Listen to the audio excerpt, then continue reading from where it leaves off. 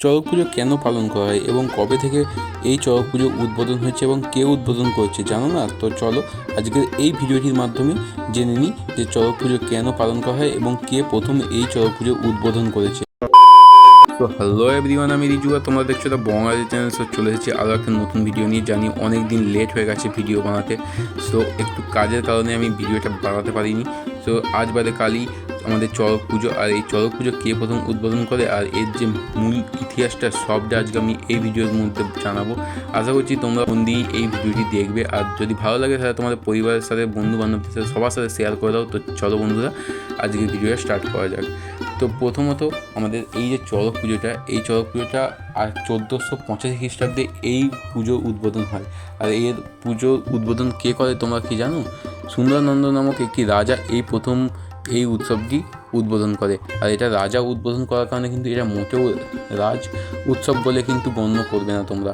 এটা আমাদের তোমাদের মতন সাধারণ মানুষদের নিয়েই এই উৎসব। আর এই উৎসবের মূল বিষয়বস্তু হচ্ছে ভূত প্রেত এবং জন্মের ওপর বিশ্বাসী।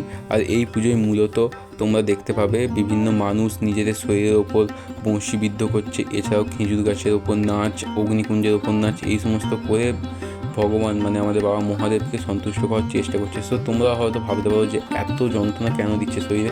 তো একটা কথা তোমাদের হয়তো বলে রাখলে ভালো হয় আমার, যে বাবা মহাদেবের আশীর্বাদ থাকলে সব কিছুই সম্ভব হয়ে ওঠে। আর সেই জায়গায় এগুলো তো সামান্যই। যখন মানুষ 1 মাস টানা সন্ন্যাস পালন করে এবং সমস্ত আচার আলোচনা পালন করে তারপরই এই উৎসবে অংশগ্রহণ করে।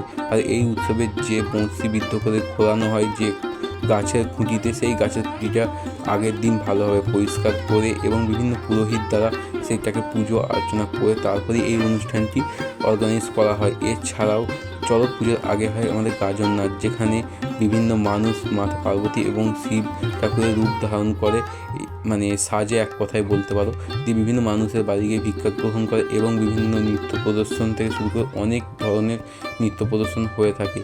তোমরা সাধারণত বাগনাপাড়ার চড়ক উৎসব, এছাড়াও বিভিন্ন নবদ্বীপ ধামের যে চড়ক উৎসব, এই সমস্ত জায়গায় বিখ্যাত জায়গায় তোমরা গেলে আশা করি তোমরা দেখতে পারবে। এছাড়াও বিভিন্ন গায়ে কাঁটা দেওয়ার মতন এই উৎসবটি ভালো লেগেছে। ভালো লাগলে লাইক, শেয়ার এবং সাবস্ক্রাইব করতে ভুলবে না। তো এই উৎসবের বেশি তেমন কিছুই ইতিহাস নেই।